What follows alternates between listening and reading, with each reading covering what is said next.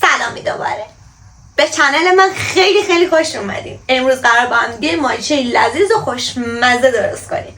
من امروز مهمون دارم و امیدوارم از غذای من لذت ببرم و همچنین شما. با هم دیگه بریم درستش کنیم. مواد لازم: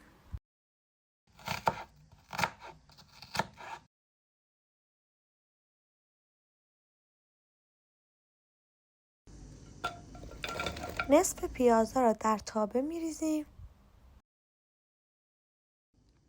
و ماهیچه ها رو منظم روی پیازها قرار میدیم.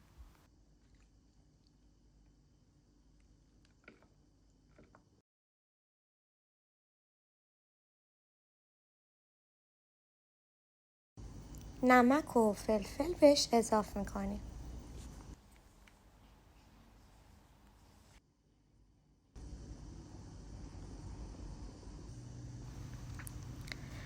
بوته های سیر رو از وسط نصف میکنیم و چند حبه سیر هم بهش اضافه میکنیم.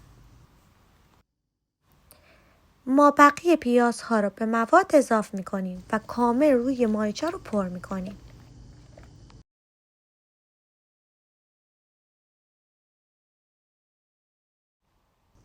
کره، دارچین و برگ بو رو به غذا اضافه میکنیم.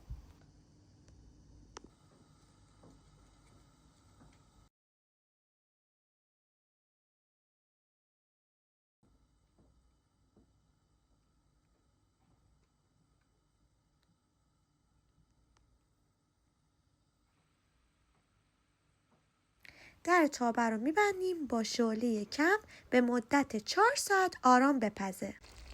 بعد از 4 ساعت در تابه رو باز میکنیم و بهش دم کرده زعفران و آب لیمو یا آب قوره اضافه میکنیم.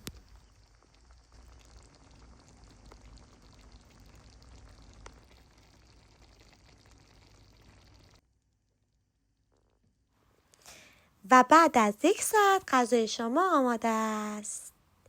دادادادان، نوش جان.